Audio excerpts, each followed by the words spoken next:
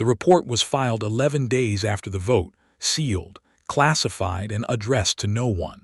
A note had been appended to the header by hand, in Prelude script, untranslated. I am filing this because someone should. I no longer expect it to be read. The Directorate's formal assessment concluded that the Velun incident was the result of a coordinated act of civilizational preparation spanning 31 years, executed without a single detectable security breach, a single intercepted communication, or a single human asset who deviated from their assigned role. The assessment further concluded that no explanation could be found for how this was possible. That conclusion was accurate. What it failed to note was that the explanation had been available to us for 31 years, and we had simply never asked the question that would have surfaced it. The Accord floor was empty when she arrived. Not evacuated, simply empty. The session that had filled it 16 hours earlier had dispersed in stages. Votes recorded, congratulations exchanged, celebrations moved to private suites. No one had thought to remain. She crossed the floor without looking at the tiered seating. She had spent enough time looking at it from below. The central podium stood at the chamber's axis, the one reserved for formal declarations, the one positioned above every tier, including the arbiters. She set the provisional membership instrument on its surface. She did not look at Grand Arbiter Vesan Orathul, seated in his arbiter's chair at the upper tier, his session robe still carrying the formal copper lacquer, his throat sac dim in a way that no longer read as ceremonial. He watched her. She did not address him. From inside the credentials case, she had opened it only once, and this was that once she took a small ignition tool, not theatrical, not antique, a standard infrastructure lighter, the kind carried by every human maintenance worker in compact systems for 31 years. She lit the provisional membership instrument at its lower left corner and set it back on the podium surface. She watched it burn. Neither of them spoke. The chamber's environmental systems moved the air slowly, and the ash distributed itself across the podium in a pattern no one had designed. When the instrument was gone, she picked up the credentials case, felt its worn hinge one final time, and set it on the podium beside the ash. She turned, she walked toward the exit. What I have not been able to explain, in 4 drafts of this assessment, is why she set the case down beside the ash rather than carrying it out. I have considered the hypothesis that it was a mistake. I have considered that she meant it as a statement. I have considered that she was simply tired of carrying it. I no longer consider the first hypothesis. 31 years, 4 months, and 9 days before that document burned, a human diplomatic delegation arrived at Accord Spire Velun for the signing of a provisional membership instrument. The ink on the instrument was still wet when the compact delegation had already moved to the next agenda item. Accord Spire Velun is a rotating habitat, 40 kilometers end-to-end, in high orbit above the Previnar home world. Its outer ring holds the member species delegation suites. Its interior is a single vast deliberation floor, tiered, calibrated with the kind of precision that only a civilization 11,000 years old builds into its furniture. Species sit at elevations corresponding to their membership tier. The permanent members occupy the upper rings. Provisional members are granted a platform 1.4 meters below the lowest permanent seat. 1.4 meters is not a large distance. It is, however, a visible one from every seat in the chamber. Senna Vrail attended her first formal session at Accord Spire Velun 8 years into her posting as senior trade attaché for the Terran Accord. I observed her from the analyst gallery. She arrived before the session opened, placed her credentials case at her left hip. The case was already worn at the hinge by then, the matte gray composite surface beginning to pale where her hand fell repeatedly, and folded her hands. She did not look at the tiered seating. I noted in my field report that she appeared calm. The compact had tabled humanity's elevation request 3 times before that session. The procedural mechanism was elegant. A request formally received, formally logged, formally deferred to the next administrative cycle for additional review. Never denied. Administrative courtesy did not permit denial without cause, and the compact had learned over 11,000 years that courtesy was a more durable instrument than refusal. Humanity had submitted 3 requests. All 3 were in a queue that had not moved. The Human Engineering Liaison Program had been operational for 11 years by then. The contracts renewed automatically. The renewal paperwork routed through a subdirectorate that had never escalated a human contract for senior review because the work was consistently rated satisfactory, and satisfactory work did not generate paperwork worth escalating. Human infrastructure teams were embedded in 34 compact systems. Their access logs showed routine maintenance. I reviewed those logs myself, 7 times across 11 years. I found nothing irregular. I was looking for the wrong kind of irregular. Her communication access on the provisional platform had been set to receive only for formal sessions since her second appearance. This was implemented as a procedural safeguard. Provisional tier delegates had, on 2 historical occasions, attempted to address the full chamber without recognition, which the compact's procedural code classified as a minor breach. The receive-only setting was the administrative solution. It had never been reversed. She did not test the microphone when she took the platform for this session. I noted that in my real-time gallery log. At the time, I assumed she was simply resigned to it. Before Grand Arbiter Vesan Orathul rose to present the formal motion, I adjusted my atmospheric filter. The Accord floor runs slightly dry for Prevenar physiology during full sessions. The environmental systems balance humidity across more than 400 atmospheric preference ranges simultaneously, and the compromise is tolerable but not comfortable. I noted the humidity reading. I noted the time. I noted, because I was thorough, that Delegate Soval Orvath of the Orvathi Strand was watching the provisional platform rather than the arbiter's approach. I did not note why. I had not yet learned to notice that kind of watching. Vesan Orathul stood 2.3 meters tall in his session robes. The bilateral exoskeletal ridge structure running from crown to shoulder had been lacquered ceremonially in deep copper for the occasion, which meant he had known, before entering the chamber, that he intended to deliver formal censure today. The lacquer was applied only for that purpose. 11,000 years of Prevenar tradition had made the ritual specific. His 4-fingered hands were clasped at his waist. His sensory filaments were retracted. His throat sac at rest carried the copper-gold color of senior administrative confidence. When he began to speak, it dimmed. The dim was not gradual.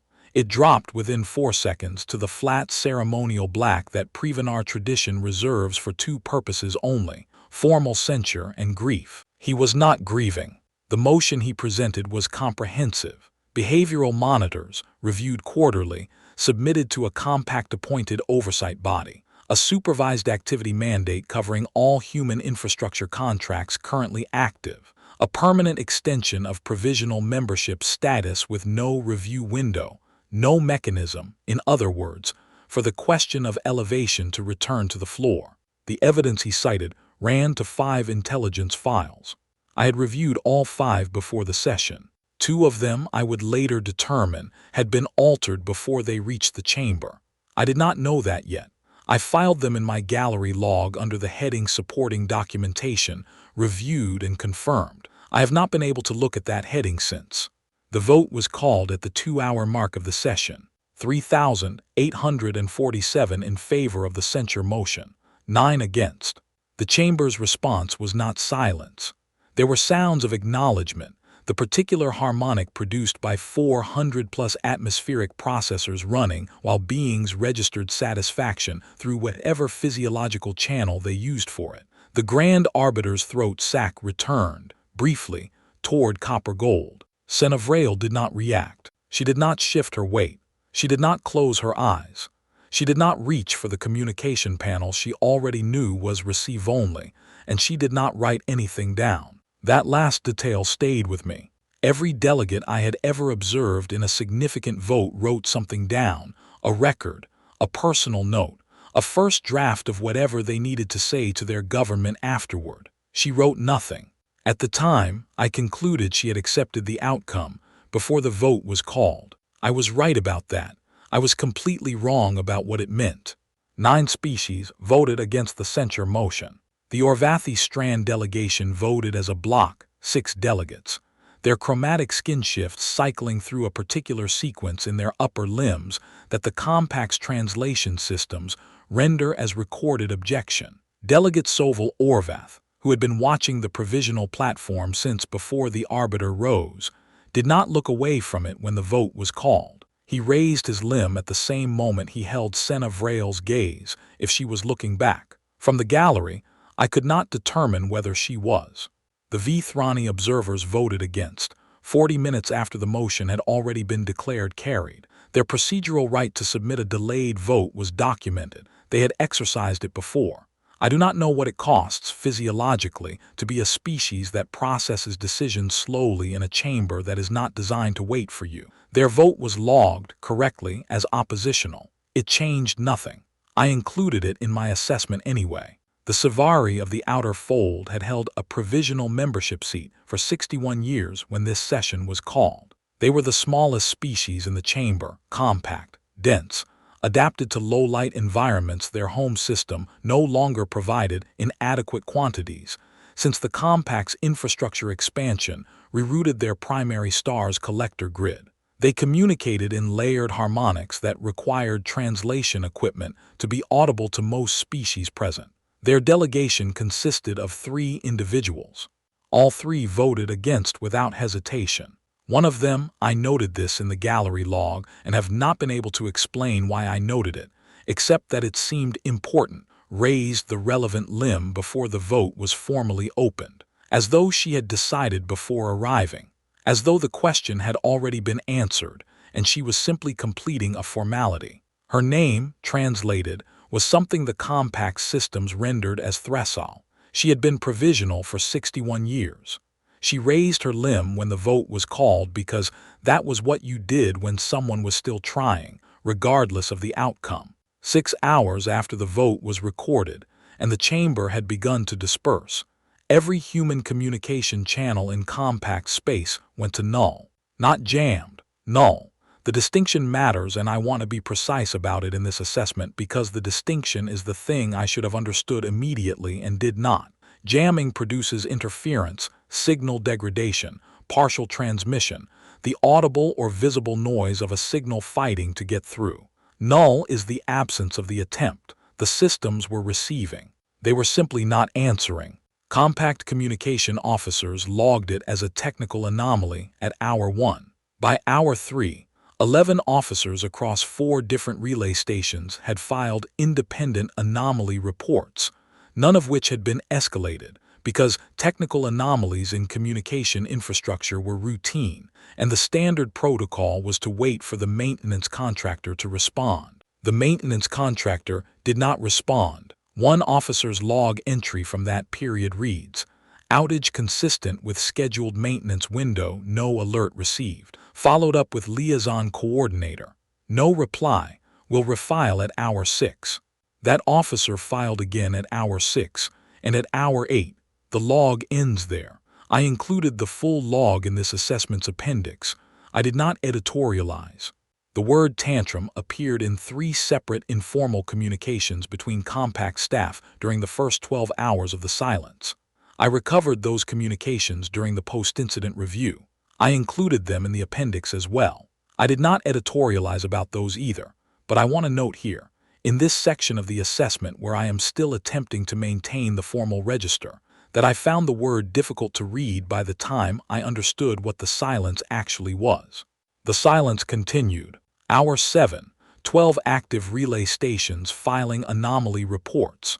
Hour 8, the subdirectorate that handled human contract renewals attempted to send an automated renewal notice for an infrastructure maintenance agreement in the Delvesi system. The notice was returned undelivered. The system flagged it as a temporary routing error and scheduled a retry for 6 hours later.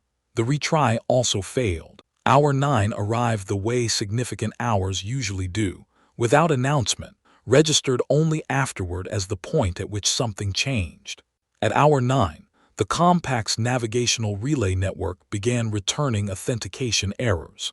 The relay network coordinates transit across 6,000 inhabited systems. Its timing servers, the precise synchronization infrastructure that keeps jump corridor calculations accurate to the tolerances that make the difference between arriving at a destination and arriving inside it, had been maintained by a human contractor team for 9 years.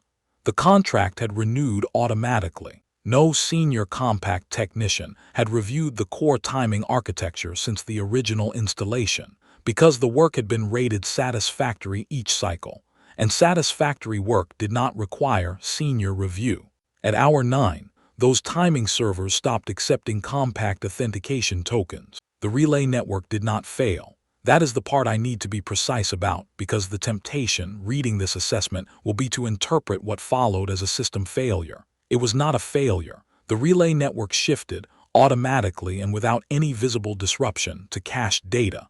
Jump corridor calculations continued processing. Transit authorizations continued clearing. The network appeared, to every monitoring system the compact had, to be functioning normally. What no compact monitoring system detected, what no compact technician knew to look for, because no one had been told it existed, was that the cache had a window. 14 hours. We did not know there was a cache. We did not know there was a window. We were looking, if we were looking for anything at all, at a network that appeared to be functioning. We were not looking at the clock that had started running underneath it. The engineers working the overnight shift at Velun's primary relay coordination hub filed the first authentication error at hour 9, 17 minutes. By hour 10, they had assembled a team of 9 technicians and were working through the standard diagnostic tree. By hour 11, they had reached the end of the standard diagnostic tree and found nothing. The cache was not listed anywhere in the system documentation they had access to. It was not that the documentation was wrong. It was that the documentation described the system as it had been before the human maintenance team's first major update, 9 years ago. The update had been logged as a performance optimization. It had been rated satisfactory. No one had reviewed the architecture it introduced, because the performance metrics improved, and improving metrics do not generate review requests. By hour 12, the error log from the authentication attempts had grown long enough that a junior technician printed it out, because the scrolling on her display was making it difficult to identify patterns. The printout was 31 pages. She set it on the table beside her workstation and did not know what she was looking at. I know what she was looking at now. She was looking at a 14-hour clock, printed in error codes, that had been designed to be exactly long enough for someone to understand what was happening, and not quite long enough for anything to be done about it. The cache window had been running for 2 hours and 17 minutes when the Prelude defense array attempted its first targeting diagnostic on the Thalvin relay anchorage. The diagnostic was routine, standard security protocol following a prolonged communication blackout from a known human installation. The array's procedural code flagged it automatically. No authorization required, no senior officer sign-off needed. The targeting system initialized, ran its sweep, identified Thalvin's coordinates, and attempted to lock classification parameters. The diagnostic returned in 11 seconds. The result was an error code, not a failure code. The array's technicians knew failure codes, had response procedures for them, could trace them back to their source systems and file the appropriate corrective request. This was different. The code sat in a subdirectory of the targeting interface that no Prelude technician on the overnight shift had ever opened, because the subdirectory contained legacy notation from previous maintenance cycles, and legacy notation did not generate active errors.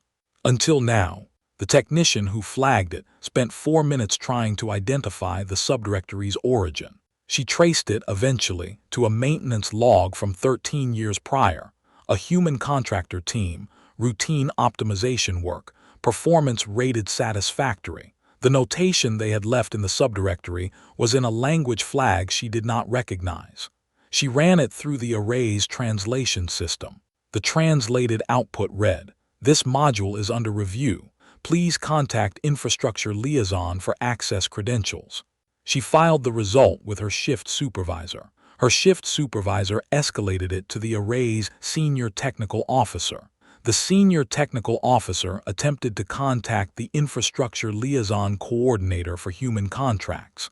The infrastructure liaison coordinator was not at Accord Spire Velun. He was at Thalvin Relay Anchorage. His name was Het Callison, and my assessment notes his location only because the power consumption records at Thalvin that day were consistent, according to the energy analysts I consulted afterward, with a large-scale system initialization. My assessment does not state what system was being initialized. I do not know. What I know is that Thalvin's power draw, in the 12 hours following the communication blackout, was approximately 4 times its registered operational baseline, and that no one in the compact's infrastructure monitoring division had flagged it, because Thalvin was registered as a fuel depot, and fuel depots were not prioritized for real-time consumption review. We had been watching the wrong numbers for 11 years. We had been watching the wrong systems, the wrong access logs, the wrong performance metrics. We had been watching, in other words, exactly what we had been shown. With 5 hours remaining in the cache window, the senior technical officer made the decision to bring the targeting situation to the Grand Arbiter's attention directly. Vesan Orathul was in his private receiving suite on the Spire's upper administrative ring. The room was warm. He preferred warmth in private spaces, a preference I had noted across 14 years of sessions, because the Accord floor ran cold for Prevenar physiology, and he compensated in his own quarters.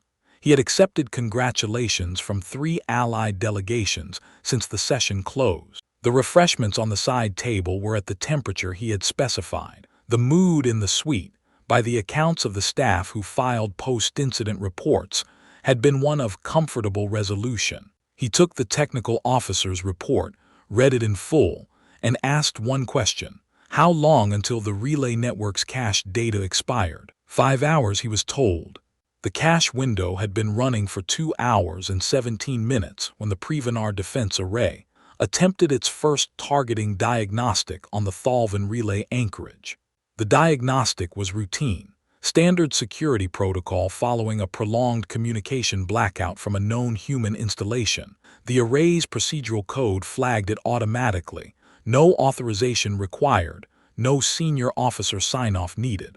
The targeting system initialized, ran its sweep, identified Thalvin's coordinates, and attempted to lock classification parameters.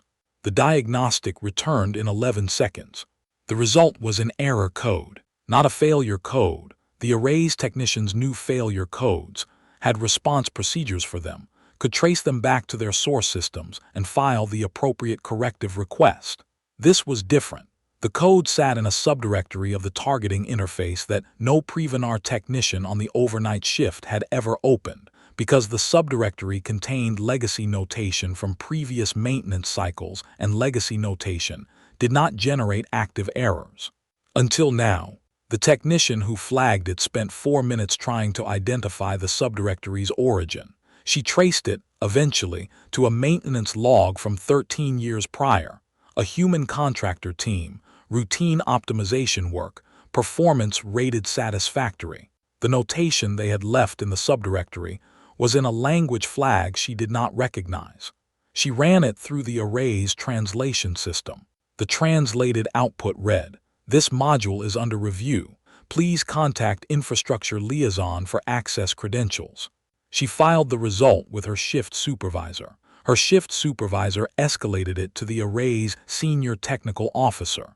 The senior technical officer attempted to contact the Infrastructure Liaison Coordinator for human contracts. The Infrastructure Liaison Coordinator was not at Accord Spire Velun. He was at Thalvin Relay Anchorage. His name was Het Callison, and my assessment notes his location only because the power consumption records at Thalvin that day were consistent, according to the energy analysts I consulted afterward, with a large-scale system initialization. My assessment does not state what system was being initialized. I do not know. What I know is that Thalvin's power draw, in the 12 hours following the communication blackout, was approximately 4 times its registered operational baseline, and that no one in the compact's infrastructure monitoring division had flagged it, because Thalvin was registered as a fuel depot, and fuel depots were not prioritized for real-time consumption review. We had been watching the wrong numbers for 11 years. We had been watching the wrong systems, the wrong access logs, the wrong performance metrics. We had been watching, in other words, exactly what we had been shown. With 5 hours remaining in the cash window, the senior technical officer made the decision to bring the targeting situation to the Grand Arbiter's attention directly. Vesan Orathul was in his private receiving suite on the Spire's upper administrative ring.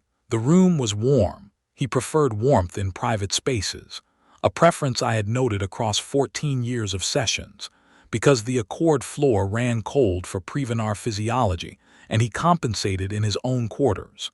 He had accepted congratulations from 3 allied delegations since the session closed. The refreshments on the side table were at the temperature he had specified. The mood in the suite, by the accounts of the staff who filed post-incident reports, had been one of comfortable resolution. He took the technical officer's report, read it in full, and asked one question: how long until the relay network's cached data expired? 5 hours, he was told.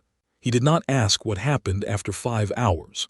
I think, reviewing everything I know now, that he assumed someone would fix it before then, that the targeting error would be traced, the subdirectory cleared, the authentication tokens restored, the cache extended or bypassed or overridden, that the mechanisms the compact had built across 11,000 years for exactly these situations would engage, as they always had, and the situation would resolve. The assumption was reasonable. It had been reasonable for 11,000 years. 4 hours and 9 minutes before the cache window closed, the sensor platforms around Accord Spire Velun registered new contacts. 44 vessels. No identification transponder signal. No engine signature on file with the array's recognition database. No heat bloom from active targeting systems. They were not targeting anything. They were not maneuvering. They did not approach the Spire, did not form any tactical pattern the array's analysis systems could classify, did not answer any of the 11 hails the Spire's communication team sent in the first 20 minutes after contact. They simply became present. That phrase, became present, appears in my assessment because it is the most accurate description I could produce. The sensor platforms registered them the way you register something that has been there for a while and you have simply, until this moment, not looked at the right place. There was no arrival event. There was a threshold crossed, and on one side of the threshold 44 vessels did not exist on any sensor record, and on the other side they were there, holding position above the Spire, visible on every platform simultaneously, answering nothing. The array attempted to classify them for 6 minutes. The classification result, which I have reproduced in full in this assessment's appendix, was the following: unknown / not a threat / reason for assessment, insufficient data. I have spent considerable time with that result. The array's classification system, in 11,000 years of operational history, had never returned the specific combination of unknown and not a threat simultaneously. The system's logic tree did not, apparently, include a provision for something being both unknown and non-threatening, because the compact's historical experience was that unknown contacts in compact space were, by definition, a potential threat until classified otherwise. The 44 vessels had produced contact signatures. They were real, they were measurable, they were present. They had simply produced no data that the classification system could use to assign a threat tier. They were not a threat, they were not classified, they were there. The array's senior targeting officer, reviewing the classification result, attempted to run a secondary diagnostic using the hull profile database. The database contained records of every registered vessel class that had operated in compact space in the past 3,000 years. The 44 vessels matched none of them. They did not match because they had not been built in compact space. They had been built in 6 uninhabited systems beyond compact sensor range, across 31 years, by a species that had been occupying a platform 1.4 meters below the lowest permanent seat in the compact's deliberation chamber. Nobody had looked for them, because nobody had considered that they might exist. I reviewed my own field notes from Senna Vrail's first session at Accord Spire Velun. I had described her in those notes as unlikely to present strategic difficulty. I have not been able to read that line without stopping since. I have read it 11 times. I stop every time. Grand Arbiter Vesan Orathul summoned me to his private chambers at hour 13 of the blackout, with 53 minutes remaining in the cash window. His throat sac was dim. Not ceremonially. The ceremonial black was flat, held, deliberate. This was something else. The sac was cycling through a dim that did not resolve, that returned to the same low register each time his physiology attempted to restore it. I had never seen that specific behavior in 14 years of observing him. The Prevenar physical tell for genuine uncertainty, as opposed to performed authority, was not one he had occasion to display in my presence before. He sat behind his desk. The refreshments from the earlier reception were still on the side table. The tea, or whatever the Prevenar equivalent was, had gone cold. He asked me how the humans had made themselves essential to compact infrastructure without detection. I gave him the answer I had arrived at in the 3 hours since the fleet contact was confirmed. They had not hidden what they were doing. They had performed exactly the work they were contracted to perform. They had performed it well, in ways that created dependencies no compact technician had reason to question, because the dependencies were improvements. The timing servers ran better after the human maintenance team's architecture update. The targeting software performed at higher efficiency after the optimization passes. The translation infrastructure was more stable. Every metric we tracked improved. Every performance review we filed said satisfactory or above. We hired them because they were good at this, I told him. We simply did not consider what good at this would eventually mean when compounded across 34 systems and 31 years. His throat sac did not return to copper gold. He looked at the table for a long time. The warm room, the cold refreshments, the 44 vessels on the sensor display his aide had brought in and set at the desk's edge. He did not ask me what to do. He had no procedural framework for this situation, and he knew it, and I think he knew that I knew it, and the mutual knowledge of that sat in the room between us without either of us addressing it directly, which was itself a kind of Prevenar tradition, the acknowledgement that occurs in the space around words rather than inside them. He asked only one more thing before he dismissed me. He asked whether I thought there were others. I asked him to clarify. He meant other species. In the compact, who had been watching what humanity was doing and waiting to see how it resolved, and were now making decisions based on the resolution. I told him I would include an assessment in my report. I did not tell him the answer. The answer was that I was already certain of it, and had been for 6 hours, and that the certain answer was yes. The withdrawal declaration reached the compact's formal administrative intake system at hour 14, 11 minutes before the cache window closed. It was 214 words long. My analysts, in the post-incident review, identified something about those words that I want to record in this assessment, because it is the detail that has stayed with me most persistently across the 11 days between that moment and the filing of this document. Every one of the 214 words in the Terran Accord's formal withdrawal declaration had appeared in compact administrative correspondence at some point in the preceding decade. Not similar words, the same words in the same forms, drawn from official compact communications addressing operational, procedural, and administrative matters. Every one of those communications had been addressed to Senna Vrail. She had been assembling the declaration for years, not writing it, assembling it, taking the compact's own language, from the compact's own official records, and building from those materials the document that would end the relationship. She was, in a way I find difficult to render in the formal register this assessment requires, answering us. She had been answering us the entire time. Every administrative communication we sent, every procedural notice, every form letter about tabled elevation requests and contract renewals and receive-only microphone settings. She read each one, and she kept the words, and 31 years of compact correspondence became, in 214 words, the instrument of its own conclusion. The cache window closed 6 minutes after the declaration cleared intake. The relay network's cache data expired. The network did not fail catastrophically. It degraded, a slow, systematic reduction in transit authorization accuracy, beginning with the outer systems and moving inward, corridor calculations drifting by fractions that accumulated into errors no ship's navigation system could safely ignore.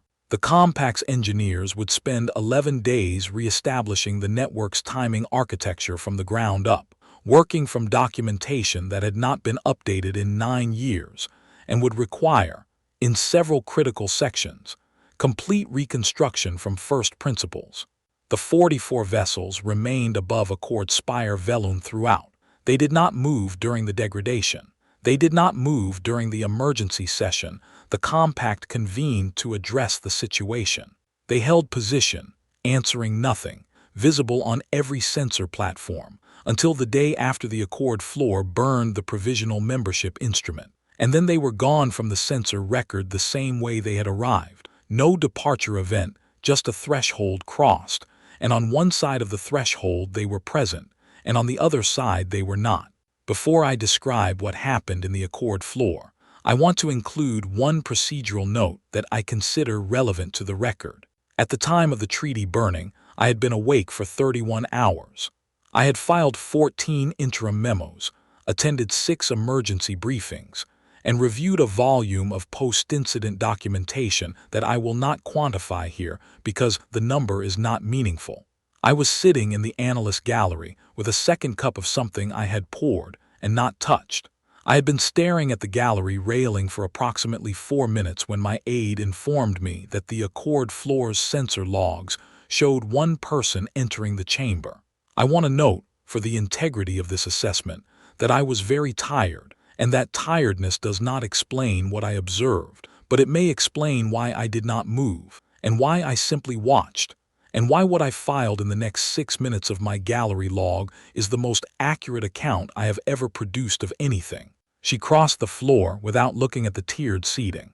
The chamber was not dark. The environmental systems kept the Accord floor at session lighting levels regardless of occupancy, because the Compact had never built a protocol for the floor being empty in a way that required different lighting. The tiered seating rose around her in full illumination. The upper permanent tiers, the lower permanent tiers, the deliberation platforms for each member species, and the provisional platform 1.4 meters below the rest, the one she had stood on for 3 formal sessions and never once opened the credentials case on. She did not look at the provisional platform. She walked to the central podium, the one above every tier, including the arbiters, and she set the provisional membership instrument on its surface. Grand Arbiter Vesan Orathul was in his arbiter's seat when she arrived. He had not left. His floor-length session robe still carried the formal copper lacquer from the session, now 32 hours prior. His throat sac was dim in the low, unresolved way I had seen in his private chambers, not ceremonial, not performed. The sensory filaments at his fingertips had extended slightly, the involuntary response to sustained uncertainty that his physiology could not fully suppress. He watched her. She did not address him. From the credentials case, she opened it with one hand, the worn hinge catching the full session lighting for the last time. She removed a small ignition tool. Matte surface, unremarkable dimensions, standard issue.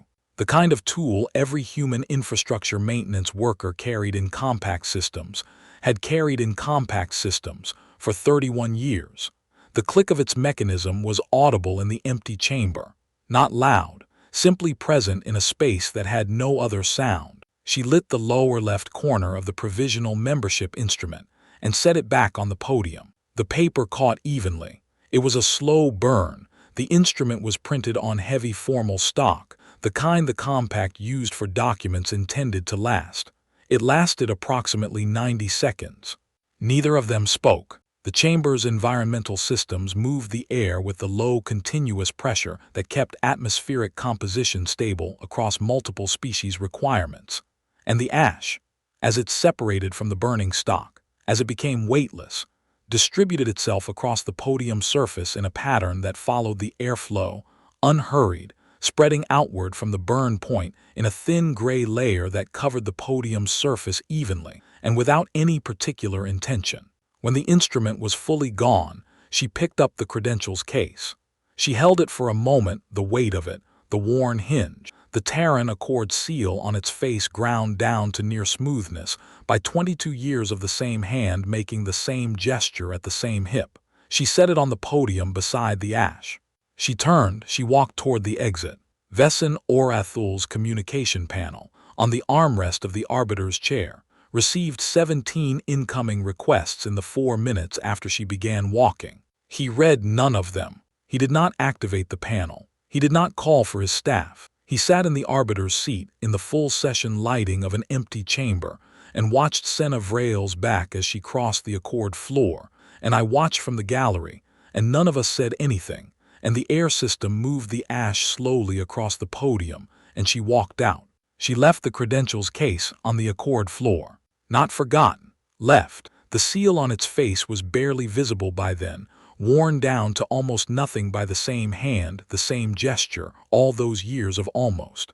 She had decided what it was for, and it was done, and she did not need to carry it anymore. The compact's formal response to the Terran Accord withdrawal took 11 days to draft. It was addressed to the Accord's primary diplomatic channel. That channel had been archived in the administrative restructuring the Accord conducted in the 48 hours following the Accord floor session under a new filing system.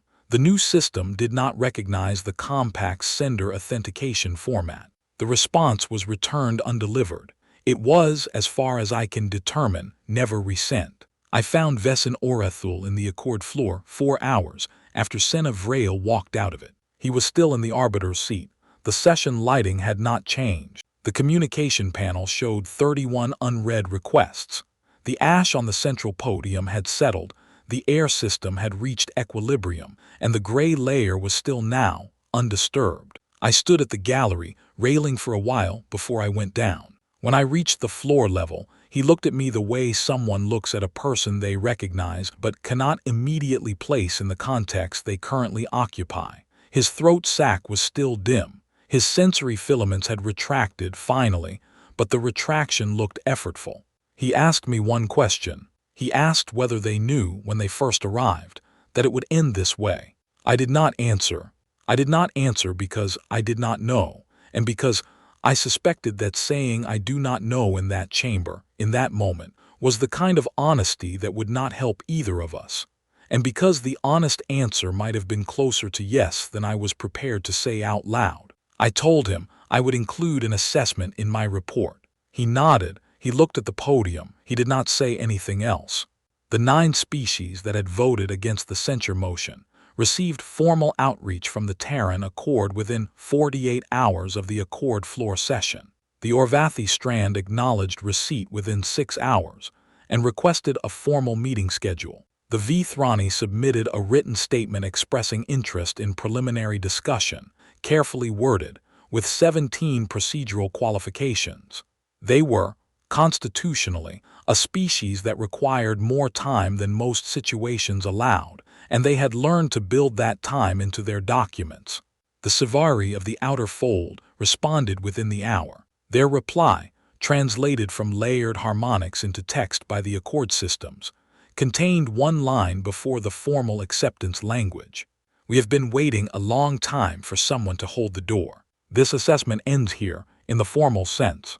The appendices contain the full documentation, the access logs, the authentication error records, the targeting diagnostic outputs, the sensor readings for the 44 vessels, the power consumption data from Thalvin, the 214 words of the withdrawal declaration with their source correspondence cross-referenced.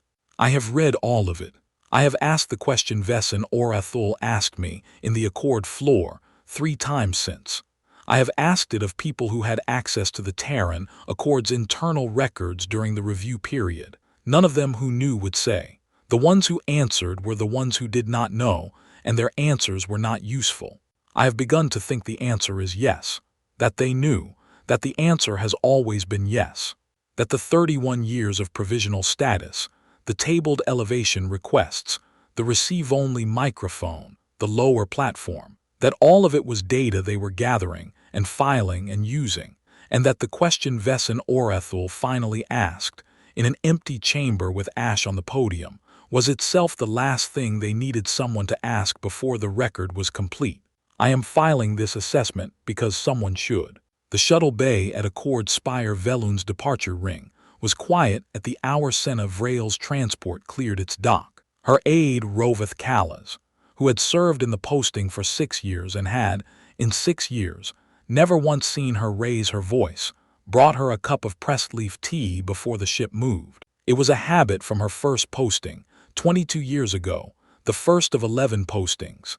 The habit that had traveled with her across more transit time than most careers contain. She held the cup, she looked at the viewport, not at Accord Spire Velun, receding through the glass as the transport pulled away from the dock, at the dark between the visible things, at the space between stars, which was not empty but looked at from inside a viewport, which was perhaps the point. Roveth asked, at some point during the transit, whether she wanted to issue a formal statement to the Galactic Press Services. She said she already had. He started to ask what she meant.